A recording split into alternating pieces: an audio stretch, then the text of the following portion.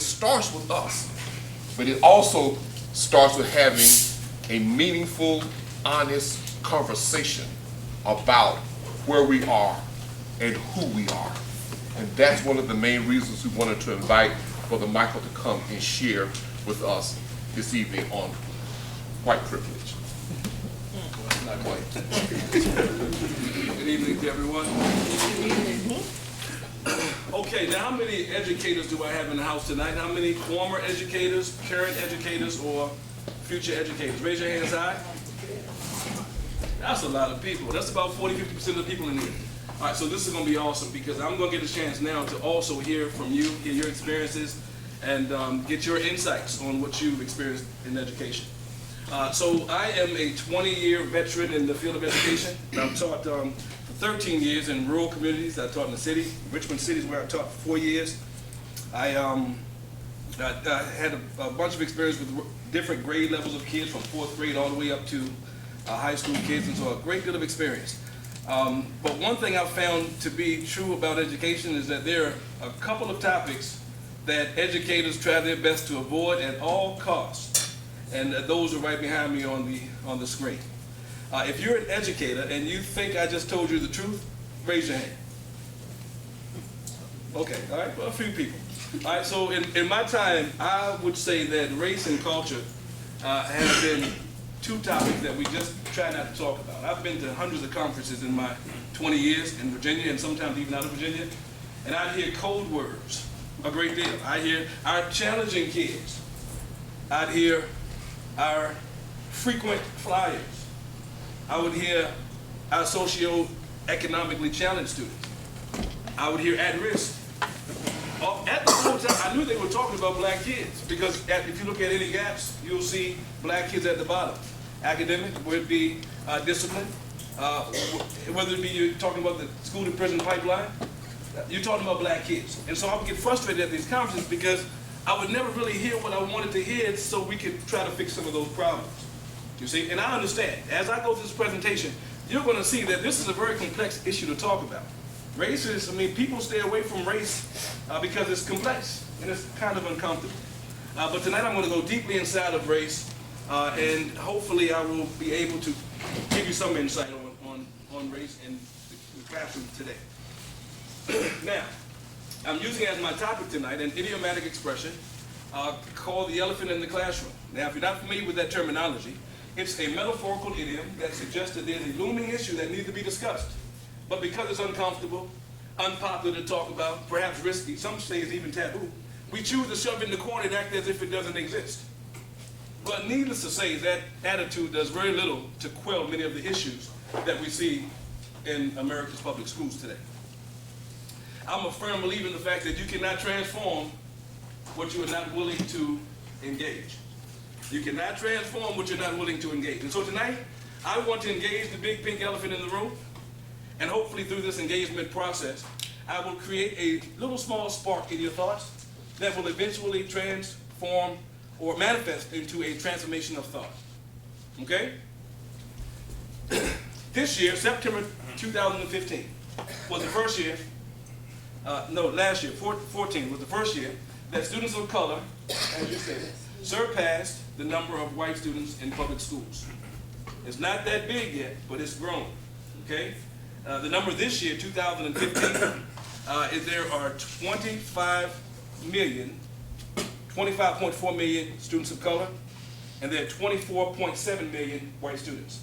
So our students, our classes throughout the nation are becoming more brown and black. All right? But at the same time, the majority of our teachers, about 77 to 80% of our teachers are white females. Are white females. And so when you look at this combination, white females and students of color, and when you look at the students of color who are struggling the most, they are African-American boys, the males. So after my first presentation on white privilege, people would come to me and say, Mr. Ransome, I've really enjoyed your presentation. You are a good historian. I kind of laugh when they say that because I'm nobody's historian. It's flattering though. But all I do is look at things today that I really can't understand, and I look for a historical connection.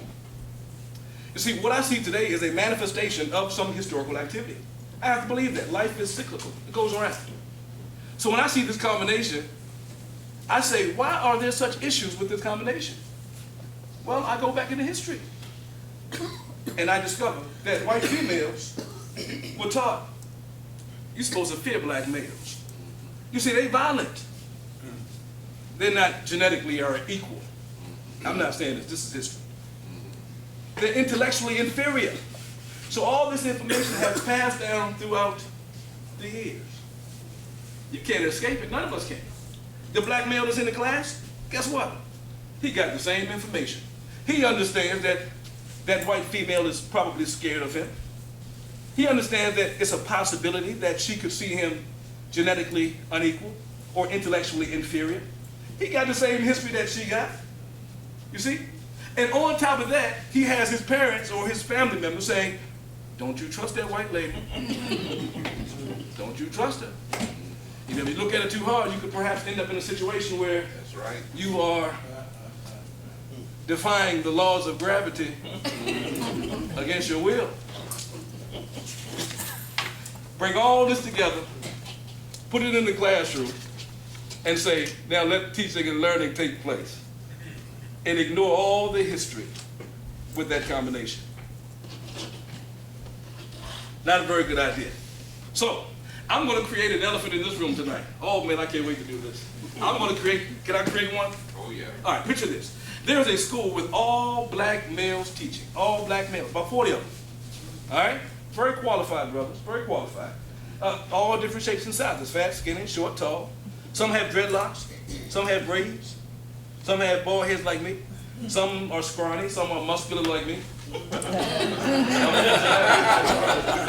supposed to laugh. And they're teaching 100% of white females.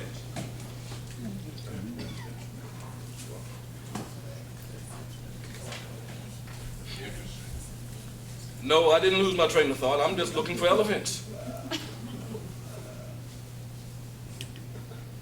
Okay, then listen, the reason I put those elements up there is because, listen, what we all have is historical information. And I don't want anybody to feel like I'm picking on you and saying you wouldn't put your child in that school, because guess what? I don't believe anybody in this building would enthusiastically put their child in that school with all those black males teaching, because we got the same information. You see, we can't escape it. Am I making sense to anybody? But yet, in this country, millions of African-American students go to school for 12 years if they graduate, and the chances of them seeing a teacher who looks like them is slim to none. Usually they would get maybe one. 2% of the teaching force are black males. 2% of the teaching force are black males. So if you're a black male student, you might not see maybe one black teacher in your entire career. Maybe. I was fortunate. I had 5 teachers. See, we were just getting over, and I'm a 70s baby. I know it looked like more like 25, 30, but I'm this won't laugh at that one either. In the 70s, we were just getting used to Brown versus Board of Education, 54. So a lot of my early teachers were black.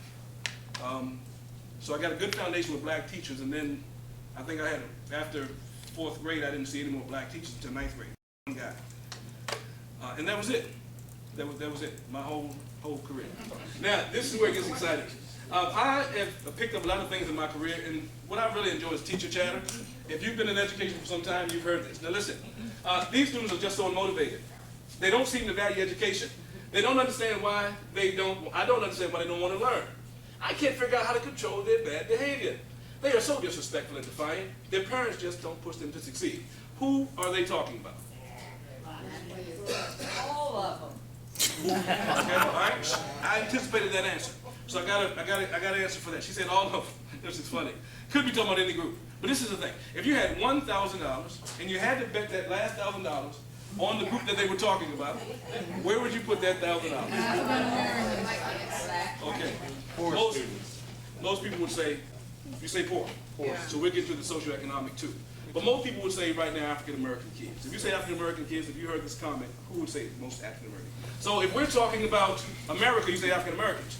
However, if you were in Australia, you would hear the exact same chatter about the Aboriginal people. If you're in New Zealand, you would hear this about the Maori people. They'd add some violence in there and some drug use. If you were in South Africa, you'd hear about the colors. You'd hear about the blacks. If you were in South America, you hear about the Brazilians, perhaps the Amerindians. Indians. If you were in Canada, you hear about the Inuit or the Eskimo people. You see? So my question is, yes, minorities. If my question is this. This is my question. If you hear the exact same things in these places that you hear right here in America, you have to then look at the commonalities. And so because I like looking at manifestations and finding out the historical activity, there is one thing in common with us and these people. In America, these people were colonized, enslaved, conquered, oppressed, and marginalized. And so we have some of the exact same behaviors.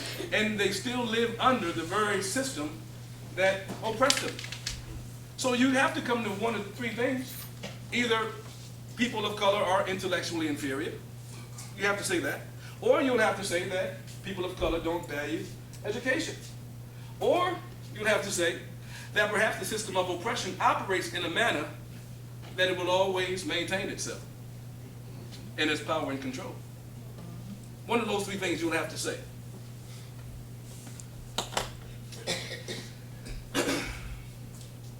These are pigeons. Now, these pigeons have been locked in this cage for 365 days. They have provisions, they have water, they have some food, they can move around a little bit, but they're caged. Well, one day, the owner of this cage comes to this cage and he opens the door really, really wide. And he leaves it there. And three things will happen with these pigeons. One group will see that opportunity and freedom, and they will enthusiastically spread their wings and they will shoot out of that cage, never even to look back. That's one group. The next group would walk up to the edge of the door, look outside, see the opportunity, but they'll stay put. They won't move. They won't leave the cage. And the third group is even more weird. You see, this group is going to leave the cage, fly out, look around a little bit, but they're going to come back to the cage. Those three things are going to happen. Can somebody tell me, don't tell me about the first one. We all know, would expect that all of them would fly out enthusiastically. Tell me about the second and the third ones, though. Why do you think they stayed put? Condition. Somebody say conditioning. Fear of them. Comfortable. Somebody say fear of the unknown. They Anybody couldn't else? adopt, Say it again. no adaptation. They couldn't move from the area. You didn't feel like they could change or that? Right, no change. Okay. Anybody else? Fear of the outside. Comfortable with the provisions that were provided for them. They were comfortable with the provisions that were Provided for them in cage. very strong. Yes, sir. Maybe they learned they ought not to be free. That's heavy. That's deep. Maybe they learned they ought not be free. It's a safe place for them. It's safe. Oh man, all these answers are incredible. Very, very good answers. So, yes. How about on your elephant, where they start off with a chain and a heavy eye, but then a light rope and a tent stake will hold it in place because it's just used to that. And it go, Oh, the conditioning. you know, Oh, absolutely. Yes, I agree. Yes, I agree. They would fear the unknown. Fear of the unknown. All right, so listen at this. Now, this is the important part. I knew all those good answers were coming. But this is the important part I want to make about this slide. Is that from the outside looking in, my expectation is that all you stupid birds would get out of there as fast as you can. Why would you stay there? Do what Group 1 did, right? Get out of there while you got the chance. This is my thinking. But I'm on the outside looking in. if I really want to understand why those pigeons are staying in there, I have to do something different. I have to do what most people won't do. I have to go inside and study the inside out. You see, once I go inside, then I can see the environment that produced those pigeons. Once I go inside, I might take a peek in those 365 days to see what happened in your history. It's easy for me to say, you crazy, you stupid, you stay right there, I mean, you should get out of it. It's easy to say that from the outside looking in. But once you get inside, that's where the true freedom will come. They'll trust you. They will. You get in there with them. You can't be scared of them. Some will be scared of them. If I go in there with them, they're going to peck me to death. No, no problem. Go in there with them, build a relationship. And then you can coach them out. You can coach them out. I'm almost done already. Y'all believe that? In my last presentation, I talked about the world being your oyster. Quick review for those who might not have seen it. If you saw my white privilege, raise your hand, please. This is good. A lot of you guys have seen it, okay? I found this online. Someone said the world is your oyster. It's up to you to find the pearls. I liked it, so I kept it. Now, I want you to picture this oyster right here. Now, last time I talked about big pearls, medium pearls, small pearls, and tiny pearls. But I didn't say a whole bunch about the tiny pearls. Tonight, we're going to put some emphasis on the tiny pearls. Now, when I say tiny pearls, I mean those pearls that are the size of like grains of sand or salt. So picture me with a very big bucket right here, right now, filled with those tiny sand-like pearls. I pour all of them inside of this. All right? So when I go up here, or you go up there to grab your pearls, and you drag your pearls out, what's going to happen to a lot of those sand-like pearls? Somebody said they're going to fall right between my fingers, right? Yes, they are. And when they fall, they're going to make these little piles right here. These are little, I call them specks. These are specks of pearls, okay? They're worth some money. They're valuable, but not as valuable as real deal pearls, okay? Keep this in mind because I'm going to come back to it. It's very important. Now, this group right here represents my white folk, right? I'm going to call them tonight our dominant culture, okay? These are my white folk here in the room and everywhere else, all right, in America. These are my black folk. Right here. Now, the reason they're positioned like this, if you saw my first presentation, is based on a historical, hierarchical arrangement through a system of oppression. That's why they're behind and below. Okay? Now, as you can see, my white group, they have a clear view of the economic opportunity. Those pearls. Not saying that that's automatic now. Not saying it's automatic. They have their same obstacles, drawbacks, and setbacks as every other human. But they can see it clearly because nobody's in front of them. You see? Now, look at my black folk here. Because of their positioning, they kind of know that that oyster is there, filled with those resources that they need to take care of their families. But it's not as easy to see. You see, they have a group of people in front of them. And if they want to get into that line, they have to do two things. They have to work like normal, right? And then deal with the normal obstacles and setbacks and drawbacks that all humans have. Then they have to pull themselves up into that line. So that's why our ancestors always told us, you have to work to get it successful, right? That's where that is double work, basically, all right? Now, that's privilege that white folk really don't have. They don't have double work. We have double work, okay? So, you might ask yourself this question.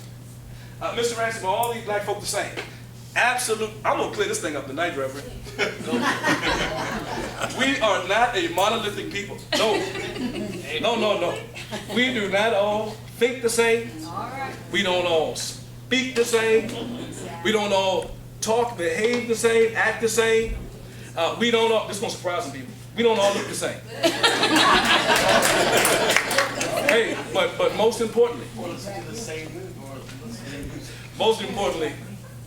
we don't all internalize the same. Please remember this term. We don't all internalize the same.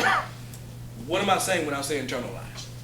I'm saying that historical information, misinformation, misrepresentation, misinterpretation, propaganda, and stereotype that I talked about in my last presentation, that information, we all get it. Nobody is immune. We all get it. Sometimes babies get it as early as like 6 and 7 years old, right? But we're going to get it, right? So, this is what I want you to know about this marginalized group of people. Some things I say tonight can go for any people on this earth, but I'm talking specifically tonight about the marginalized people in America, black people. This group right here, I broke down in this slide, has 3 different groups. We are different. And I broke us down in 3 socioeconomic strata. Someone brought up poverty earlier. This is what we're going to touch on it, okay? Now, this group right here at the top, these black folk have made it into that line. You see? Through their hard work, they got education, they got some opportunity. They made it into that line. Now, what they now can see is that oyster plainly. They can see it plainly. Oh, it's not guaranteed that they get to it, but when they do get to it through hard work, when they grab their pearls, ma'am, they got enough now. Because they grabbed their own, they got enough now to pay all the bills, take their children on a trip to the museums, maybe even go on a trip outside of the country. These black folk are now in that line. They're not dominant culture people now. They're not the dominant culture, but they've gotten to that line and they have economic opportunity now. Now, look at this group right here. I call this group my strugglers and my strainers. See, I'm kind of fond of this group because my daddy and mama they were in this group. In fact, my daddy used to always sing a song, I'm climbing up on the rough side. You know that song by of the mountain. That's my daddy going right here. This one right here. They climbing. Now, these folk are what we call plain old hard workers. I mean, they get up at 7 o'clock in the morning, they can work till 7 o'clock at night. They are going to put in the work. All right? These are my strugglers and my strainers. Remember these guys. All right? Now, this group right here, as you can see, they're at the bottom of the socioeconomic strata in the black community. Now, when I tell you about internalization, everybody on this page right here, these people and these people, internalize that information. Blacks are dumb. They're violent. They're stupid. They're not all the way human. Everybody got that information. Everybody on this page got it. Some people internalize it differently. This group right here, they internalized it and it paralyzed them. It paralyzed them. And so they don't even look up there toward that oyster. Look how far they're away from it. They don't even look at the oyster. They just look forward to looking down. What do I mean by that? Is that once a month, instead of going to grab their pearls, they go to the post office and pick up their specs.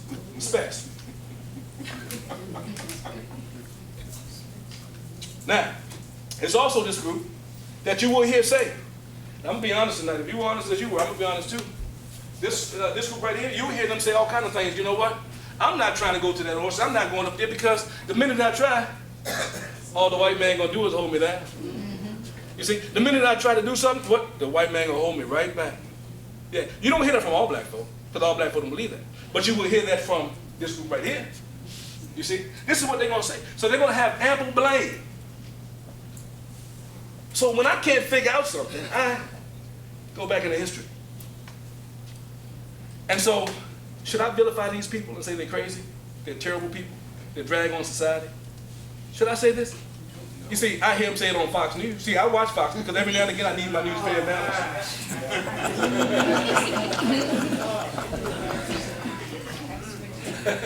but when I think about it, this is what I see.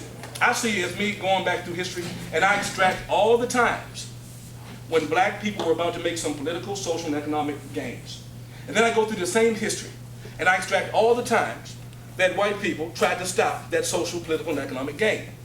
If I juxtapose these two things, side by side, go through them categorically, I can show you every time blacks were on the cusp of making group gains with political, economic, social things, and I can show you, on the other hand, where whites were there to stop it, either on a local level through physical aggression, intimidation, and sometimes even destruction, or on a national level with rules, policies, procedures, and practices, and laws.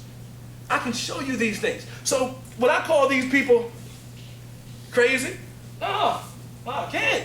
They have a lot of empirical evidence to back up their claim. So their blame is valid. Oh, this is very important. The blame is valid. But using that blame as an excuse not to leave the cage is unacceptable. Yeah. Yes, sir. The blame is valid. History tells us that. You can back that up. But using that blame as an excuse not to leave the cage, not the pigeon cage, the mental cage, is unacceptable. How do blacks become successful? We have a lot of black successful people in this room tonight. How does it happen? Education. Let's talk about it. One of the first things you have to do as a marginalized people, I don't care if you're in New Zealand, Australia, South Africa, you have to create a counter narrative for kids. You have to tell them early that they are the opposite of what you are anticipating society is going to say about them. My little girl, I told her when she was 3 years old, starting at 3, I told her how intelligent she was. I would draw pictures of things like bananas and all these big word things, and I'd write the word down. And she would, I said, babe, what's that word? She'd say, She'd look at the banana, see the picture, say, oh, that's a banana, Daddy. Baby, you are so smart. And I celebrated how intelligent she was. See, I needed to tell her how smart she was because when she grew up, she would get those subliminal messages that because of the melanin in her skin, that she wasn't intelligent. I often told her how beautiful she was. Every day, baby, oh, baby, you are gorgeous. You hear me? So when she saw that the epitome of beauty was a European model with European features, she would say, yeah, you pretty, but I'm beautiful too because my daddy told me so. You see? You have to establish a counter narrative. The earlier you get it, the better. Don't act like racism is something that doesn't exist. It's not overt. People are not going around calling people the N-word. You don't, that's kind of clumsy and that's not something that you see today. It's very covert. Microaggressions. Those things can really shoot you down pretty good. Now, I love this next one. Some blacks become successful because they use negative information. They internally, these people are anomalies, but I'm going to tell you about it. They take the negative information, they flip it in their brain, it becomes positive. They use it as a fuel to motivate their ambition. This is really weird. Listen to this. I can take this water bottle, right? And say I put it on the machine. And the machine puts the top on so tight that no human can take it off.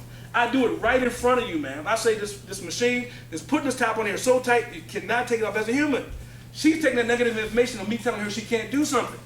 She's going to take this bottle and she's going to work on it from 6 o'clock tonight until 6 o'clock tomorrow. She's going to bite it. She's going to take a cave knife and try to get it. By the end of the 12 hours, she's finally going to take a knife and just cut the whole thing off. Okay? There are some people like that. They become very madly, wildly successful. And no matter who you are and where you come from. This is what we see. Now, the third is one that is quite common in the black community. You'll see people who view the struggles of others, and they decide that they want to do the opposite. For example, a little kid who might see their mom, dad struggle, work hard, not really making a lot of themselves as far as money. They might say, Mom, you know what? I see how hard you work. I'm going to do everything I can to make the most of myself so I can come back and help you. You see, you have those types as well. This is in every culture, but I'm talking tonight specifically about marginalized people. Okay? Now everybody. Okay, I'm gonna have a time for questions and answers, okay? But I'm wrapping this thing up right now, and I don't want to keep y'all too long. I'm a school teacher by heart, and I can tell when people start getting bored, so I don't want that to happen. It's seeping in now a little bit, okay? All right, here we go. We're about to get to the kids now, that's the good part. All right, now look. Remember these people right here at the top? Those are my people that are already, my black folk are pretty successful. So their kids are going to be successful in school. So when you hear all this terminology saying that black kids are, this and that in schools, not all black kids, no. Some black kids do quite well in school. These kids right here, they do well. They don't care what color the teacher is. You can be white, you can be black, Asian, Hispanic, Native American. They don't care. They can learn from a purple dinosaur named Barney. They really can, right? Because they've already in that line. They can see that opportunity. All they got to do is work hard. The opportunity is going to be there. They're going to be a joy to teach. If you want to go into teaching, all right, you look like a natural teacher, young lady. If you want to be a teacher, this is going to be a great group of students to teach. Now, this next group is tricky though. This group right here, I broke in half. That second group, I broke them in half. That's why I have the 1.5 right here. 1.5 of these students will be a joy to teach. 1.5 will be quite challenging to teach. This group right here, these are the kids of my strugglers and my strainers. And my strugglers and my strainers send mixed messages to their kids. They tell their kids they show their kids that working hard does not equal economic prosperity.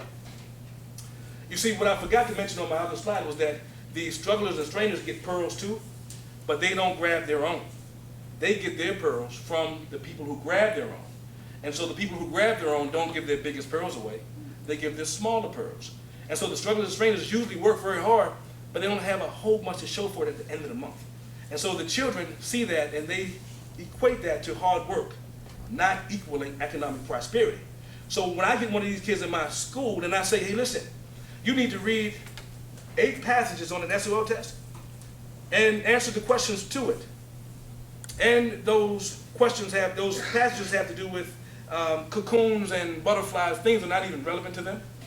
It's very hard to get them to do that because they are seeing that as hard work. And it is hard work. So how can they tie hard work to success if it's not happening? Some of y'all look at me real funny and say, how can you say hard work doesn't equal success? You're an educator. I figured this out when I was 9 years old.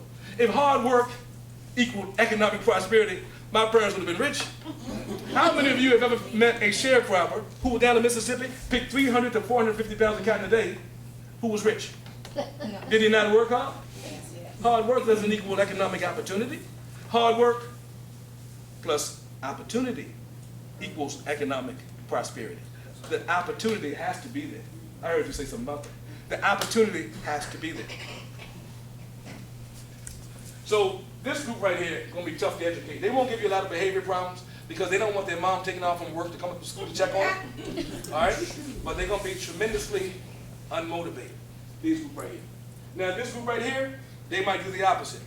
This is that group that will see the struggles of their parents and want to do the opposite. They're going to be motivated. They won't be the most skilled students because they might not have had that strong foundation because the parents spent so much time working and not reading to them and reading with them. They're going to be not the most skilled, but they're going to be that student that worked really hard. So when you see the student in class, they might take a long time to get that algebraic equation. It might take them a long time to get division, but when they get it, true teachers, that'll draw tears from true teachers. These kids make teachers cry all the time, but in a good way. When they see that child doesn't have the best skills, but they're so motivated to do more that they put out all they got. You see, those will make, now, other kids make teachers cry in a bad way. Let's talk about those guys. This group right here is very challenging, and they're the most challenging to deal with. Not every teacher can teach these kids. You can't be regular. No, you can't just go to college and learn about Bloom's taxonomy. You can't just go and learn about Howard Gardner's multiple intelligences and all those different integrated learning styles and things like that. You can go and learn about that stuff, but it won't help you. It takes special teachers to deal with these students. So when you hear about the plight of education, and they say black, remember this. They're not talking about these, they're not talking about those. They're talking about these students here, linked to that poverty that that gentleman was talking about right there. Okay? Now, this group got a slide to themselves. I mean, they got a whole slide to themselves. The parents, and I'm not going to go through all these now because my time is getting, I got 10 minutes left. Right here, you'll see that the parents don't like the school. They're antithetical toward the school system. It never did anything for them. They don't believe in it. Okay? I got to tell you, I'm sorry to break the news to you. These folks, they're about white folk. They don't like it. I'm sorry I had to break that to you. All right? They're not crazy about white folk. This is just the way their mentality has been. They have no desire to join in with the dominant culture. In fact, they see one of their friends trying to join in with the dominant culture. They'll say, you're trying to be white. Are you trying to talk white? You trying to be white.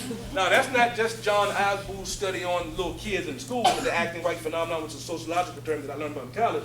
This happens with grown-ups today. All right? They look at the other group and say, y'all think y'all, okay. All right? It happens. All right? Let's look at their kids. Their kids have different norms at home than the school provides. The school is a middle-class white environment. The way I speak tonight, the way I speak in school, it's not the way I speak at home. Huh? It's not the way I talk at home.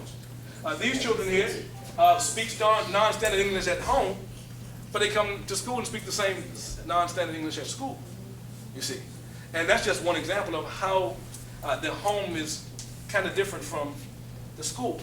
And so our job is to work with these kids, to teach them. They probably had not been exposed to reading early. And they might be physically aggressive. They want to move around. They don't want you to talk to them for 90 minutes. They want to move around, okay? There's reasons why they want to move around. I won't go on tonight. Hopefully we'll talk about this stuff later. All right, now, I'm almost done. Now listen to this. This group right here is a challenging group. If you go into a classroom, teacher, and you teach this group, you might find yourself behind the 8 ball. The 8 ball is another idiomatic expression, which means you are in a bad situation. Now, this teacher right here, I picked her. She's not one of my teachers. Please don't start a rumor now. This is not one of my teachers. I picked her off of Google Images, okay? She looked nice. She's behind some books over behind. She looks very erudite. She looks sharp. So I picked her. Now, this lady looks very sweet and nice, like she loves kids. But she's behind the 8 ball if she does not recognize that being colorblind is a bad thing when it comes to teaching kids. How many of you ever heard people say, I don't see color, I see all my kids the same? Anybody heard that before? Yes. Well, this is not my thing. This is why, how can you come in a class with 20 kids and pretend, 20 kids of all color and say, I don't see color? What is it so insidious? What is it so terrible about seeing color that you will pretend not to have one of your greatest senses? If I took a basket tonight, Reverend Williams, I wouldn't take an offering, but if I said I want everybody to give me one of your senses, just say I did. At the end of the night, when I'm counting up all my, not dollars, but my senses, I'm willing to bet I won't see a pair of eyeballs in there nowhere. Y'all will give every other sense away, but not your eyes. So what would make you go into a classroom and say, I don't see color? I'm colorblind. What would make you say that? Well, it took me a long time to discover this answer, but I finally got it. The answer is, if you're colorblind, if you're blind, then you don't have to see the elephant in the room.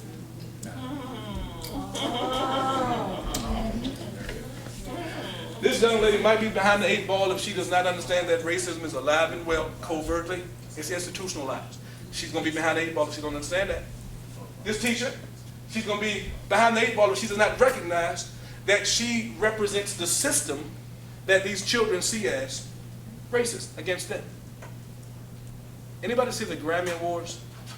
All right, there's a man named Kendrick Lamar who got how many nominations for Grammys?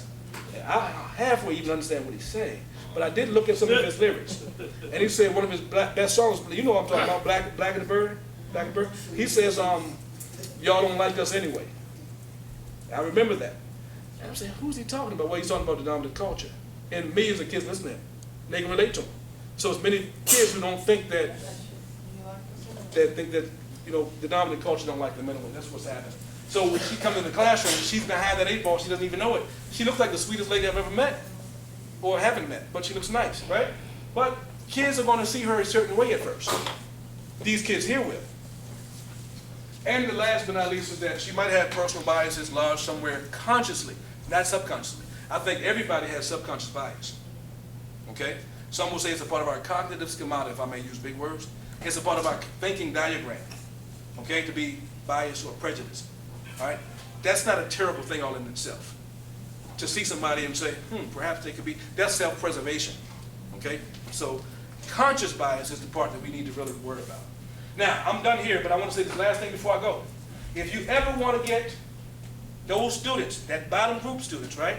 If you ever want to get these kids looking up at that oyster, at those pearls, as a teacher, you've got to be special. And let me tell you why. That child is accustomed to looking forward and down, like his parents. He's not accustomed to looking up there. So as a teacher, you have to get him to look up toward that oyster. But the only way that can happen is first, you have to get him to look up to you. Now, this is where it gets really tricky. When he looks up to you, he's going to look you in your eyes. When he looks you in your eyes, teacher, he's going to immediately read your heart. Understand that the eyes are the window to the soul. And if when he looks in your eyes, he doesn't like what he sees. If when he looks into your eyes, he doesn't like the way it makes him feel. If when he looks into your eyes, he doesn't like you, you're going to have a difficult 9 months. Yeah. He may not be able to read that book, but he can read your heart. Yes, he can. And look forward to 9 months of power struggles. How they work. How they work. In 1929, the Great Depression hit the United States. Jaquan, can you please stop hitting the desk while I'm teaching? In 1929, the Great Depression, Jaquan, Can you please stop hitting that? That's why I'm teaching you. Do it again, I'm going to send you to the principal's office. Jaquan then said, oh, something about that set white folk off. I don't know about this. Oh. I don't know what that is. So now she's hot now, right? Hey, in 1929, son, get out of here right now. Go to the principal's office. Don't come back. By this time, her hair is frizzled. Her eyeglasses are sideways. She's red as a beet. This is true stuff. This happens, right? So this kid is going to leave that office, leave that classroom. He's going into the office. While he's walking, though, this is what he's going to say to himself. Nobody knows this, only me. He's going to say, I won. Yes. Look. This is where it gets really heavy. Let me tell you why he's saying that. Because he's from a powerless community, and he feels powerless. So if the only power he can get is from making you lose your control, then he's won. And that is the problem of education today. The big pink elephant in the room is being ignored as if it is not there, but it's very much there. And as I close, I want to say that kids don't care about color. No, my experiences have taught me that kids don't care about color. They care about heart. I've seen some white teachers, kids just jump off the bus and run to them and jump up in their arms like they're their mothers. I've seen this. I've seen black teachers with black children, and I say, I would not want you teaching my child. Right. See, kids don't care about no color. They care about your heart. You got the capacity to love. You got patience. Kids are going to love you. And so that's going to end here. My next presentation, I don't know when I'm going to do it because I know maybe we got something else going on. But I want to get into solutions. And the next presentation, I'm going to talk about teachers. And teachers who dare to go down this road. You see, this road right here, this regular teacher will stay regular. He'll go down the familiar. All right? But if you want to be different, if you want to be special and be able to relate to those kids at the bottom, then you have to be willing to go down this unknown road, which is very scary. And my next presentation, it's going to be in a book as well. My next presentation is going to talk about what happens down that unknown road. Thank you so much for your attention.